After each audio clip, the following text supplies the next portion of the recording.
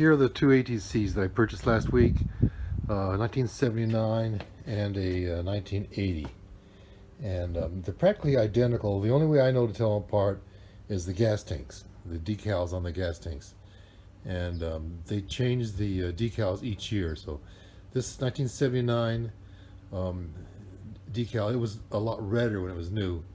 It's been out in the sun and it's faded quite a bit. And this here is pretty much, the decal hasn't faded too much, the tank has. Of course, the other way to tell is by the VIN numbers. Okay, so this one I have paperwork on, and I was checking on the title from the Department of Motor Vehicles, and they called it a 1979. No, they call it a 1978. And it can't be a 78, because 1978 they made the ATC90. It was the last year of the 90s, and they went to the 110s in 1980 or 1979.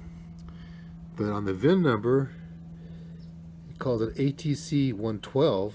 Well, something's really messed up here, because Honda didn't make a ATC112. So it ends with 7187. So let me take a look at the actual VIN number on the ATC. That's what you should really depend on. That title from DMV isn't always reliable. Alright, so I look at the ATC and the VIN, and it's a little hard to read. There it is. It says ATC 110-201-7187. Okay, they got the 7187 right. But the ATC 110, this is ATC 110, and it's a 1979. It's not a 1980. Because in 1979 they call it ATC. 1980, the VIN number on the frame started with TB02, and it has some numbers after it. TB01 was a 185, and I don't know, they had TB06 I think, and a few others, but the TB02 is a 110. Now there's also an engine VIN number, so let's see what we have here. It's located right behind the shift shaft on the side of the frame. And this one is blank. That's interesting. It's not scratched off or anything. It's completely blank. Well, I asked the seller about that, and he said, well, you could buy the engine cases from the dealer, and they wouldn't have a VIN number on them, in case you broke your case or something. But then you couldn't get it registered. You have to go to the Department of Motor Vehicles, and they put a sticker on it. And there's a sticker, a little hard to see.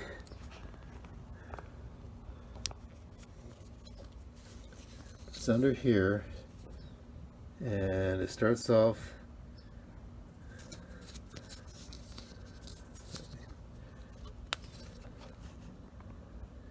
DMV, and it ends with CA, and oh, I can't hardly make out those numbers here. DMV. Let's take a look at the registration, because this is the pink slip, the title, that's what they call it in California. And it has DMV as with CA, and there's the numbers on there. Okay, so it does have a VIN number on it now, and it matches. So that frame number is all messed up anyway, and that you find. So I guess when I register my name, if I do, I'll just go along with the bad number. At least I'll get my stickers. Let's take a look at the other ATC. Maybe this is the 1980.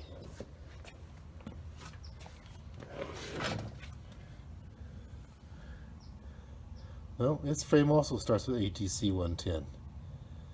So they're both 1979s. And let me see if I can see this VIN number down here. Yeah, it says it has two rows. On the top it says ATC 110, and then the bottom's the actual number.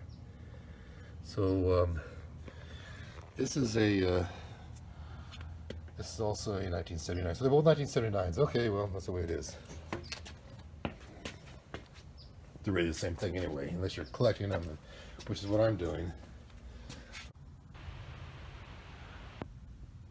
Okay, here's a picture of that actual engine size on the block. It's on the top of the block as the engine is installed. You know, and you can see it says 105 cm3 cubic centimeters, or cc's. So this 105 is a 110. They round off. For example, in the 90s it will say 89 cm3 on it. So we know this is a 110. The engine's a 110, even though it didn't have a VIN number on it, a real VIN number on it. And the frame is a 1979. Well, that's really about all I wanted to show. Now, you can't completely rely on the paperwork from the Department of Motor Vehicles, so you really want to look at the numbers on the bike. And it's interesting how you can get a blank case number and then get it re-registered, or how you can buy a blank case number. You could, at least back in the day. Well, thank you for watching this video.